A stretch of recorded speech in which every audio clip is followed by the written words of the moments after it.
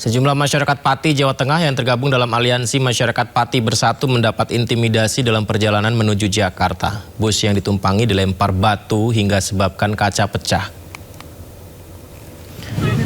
Bus rombongan aliansi Masyarakat Pati Bersatu atau AMPB berjalan menuju Jakarta dari Pati dilempari batu saat di tol Karawang. Akibat lemparan batu, serpihan kaca mengenai sejumlah penumpang hingga luka ringan. Menurut AMPB, kejadian ini merupakan bentuk intimidasi bagi warga Pati yang hendak menyampaikan aspirasi 27 Agustus 2026 mendatang.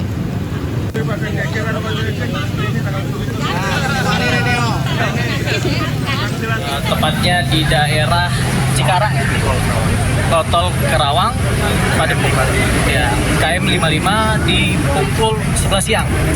Ada dua oknum yang menggunakan masker, ya, melempari kaca mobil kami, bus yang kami gunakan, sehingga sedikit mengganggu perjalanan kami hingga tiba tadi di depan gedung DPR RI.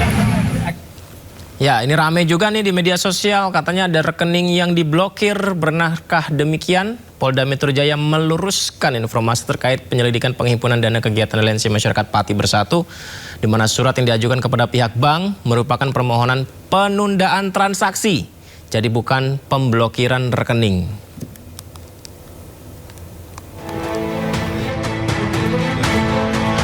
Polda Metro Jaya meluruskan informasi terkait langkah penyelidik Ditreskrimsus dalam penyelidikan penghimpunan dana yang dikaitkan dengan kegiatan aliansi Masyarakat Pati Bersatu. Surat yang diajukan kepada pihak bank merupakan permohonan penundaan transaksi, bukan pemblokiran rekening. Kabid Humas Polda Metro Jaya Kombes Pol Budi Hermanto menjelaskan penundaan transaksi tersebut mengacu pada pasal 26 Undang-Undang Nomor 8 Tahun 2010 dan berlaku paling lama 5 hari kerja. Ini kita luruskan ya, bahwa surat yang diajukan oleh penyidik Ditreskrimsus Polda Metro Jaya itu tentang penundaan transaksi. Pasal 26 Undang-Undang 8 tahun 2010 itu penundaan transaksi dalam proses penyelidikan lebih kurang 5 hari kerja. Dan perlu kami luruskan kepada warga masyarakat, selama pelaksanaan penundaan transaksi, rekening yang berada di dalam tabungan tersebut itu tidak disita. Jadi rekening tersebut tetap berada di dalam rekening pemilik. Setelah 5 hari kerja dari proses penyelidikan penundaan transaksi ini dikembalikan kepada si pemilik. Kita harus bisa pisahkan antara pemblokiran dengan penundaan transaksi. Permisi Bapak. Dalam penyelidikan, penyelidik juga menggunakan pasal 237 Undang-Undang Nomor 4 Tahun 2023 tentang pengembangan dana dan penguatan sektor keuangan sebagai salah satu dasar hukum terkait aspek penghimpunan dana dari masyarakat. Penyelidik telah mengirimkan undangan klarifikasi kepada pihak terkait serta berkoordinasi dengan Otoritas Jasa Keuangan OJK dan Kementerian Sosial untuk memperoleh kejelasan mengenai tujuan penghimpunan, mekanisme pengumpulan, penggunaan, serta pertanggungjawaban dana. Dari Jakarta, Tim Liputan Anyus melaporkan. Sementara itu, Gubernur Jakarta Pramono Anung mempersilahkan warga yang ingin menyampaikan aspirasi lewat unjuk rasa di Jakarta. Pemerintah daerah akan mengizinkan asal demo berjalan dengan tertib, damai, serta tidak melakukan anarkis atau merusak fasilitas umum. Kita menjadi aman, nyaman kalau kita semua bisa menjaga dengan baik. Demo itu dijamin oleh demokrasi dan kami mempersilahkan mau demo tanggal 26, 27 monggo saja. Tetapi yang tidak boleh dilakukan adalah melakukan perusakan, melakukan anarkis, dan kemudian melakukan tindakan-tindakan yang tidak baik.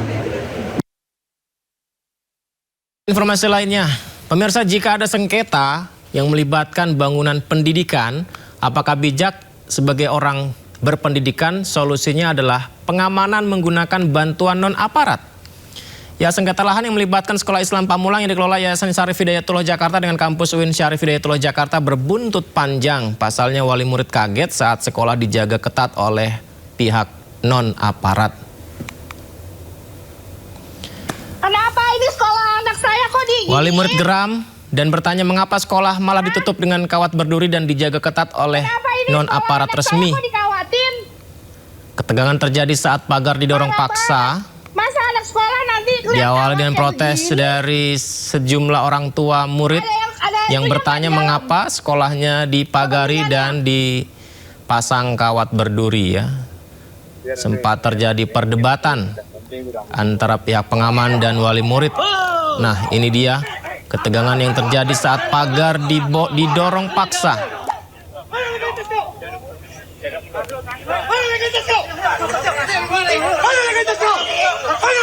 Mana legalitas kalian?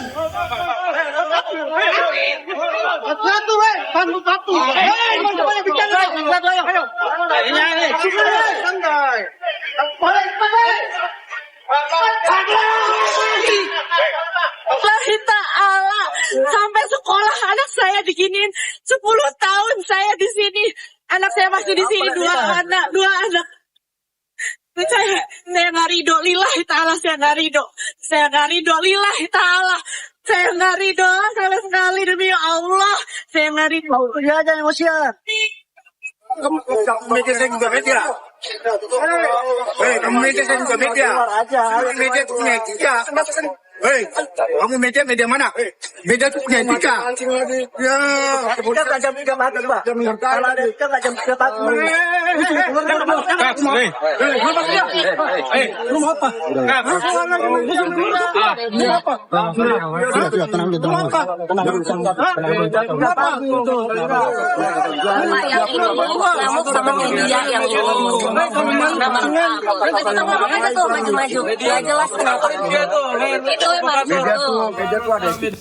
Ya, tapi tadi kita lihat ada petugas kepolisiannya ya. Dan sepertinya sudah dipanggil ya oleh petugas kepolisian tentang peristiwa tersebut. Di mana usai keributan yang terjadi, pihak orang tua murid mempertanyakan pengamanan ketat yang dilakukan justru oleh non-aparat resmi. Jadi kekesalan wali murid ini terkait adanya pencampuran urusan sengketa lahan dengan kegiatan belajar mengajar. Mereka protes dan mempertanyakan siapa yang memerintahkan pengamanan ketat oleh non-aparat atau aparat tidak resmi ya, hingga mengganggu anak-anak untuk sekolah. Untuk bisa melakukan pengamanan untuk semuanya, untuk bisa melakukan pengamanan untuk kesini. Namanya sebutin juga nama lembaga usaha. Gocek lah. Sabar Bu. Profesor yang dirahmati Allah, berarti Ibu mengamini bahwa orang pihak ketiga outsourcing yang Ibu kirim adalah perintah dari Ibu. Ya. Perintah dari Ibu. Ibu salah, harusnya Ibu ngajak Pak Imam ke sini atau Pak Rektor. Biar mereka yang jawab. Kesian Ibu nih sebenarnya. Tapi mohon maaf Bu, orang outsourcing yang Ibu kirim pada dini hari kemarin merokok di dalam kelas tempat anak-anak kami belajar. Mencuri uang kas juga Bu. Uang infak. Kelas.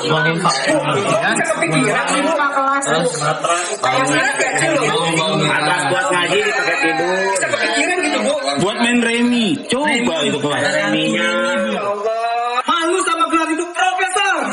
Masa nggak jujur? Sabar. Nih, intinya pertanyaannya. Saya jelasin lagi pertanyaannya. Kenapa ke sini? Ya. Kita tuh nggak mau tuh ngurusin yayasan ulama baru, terserah.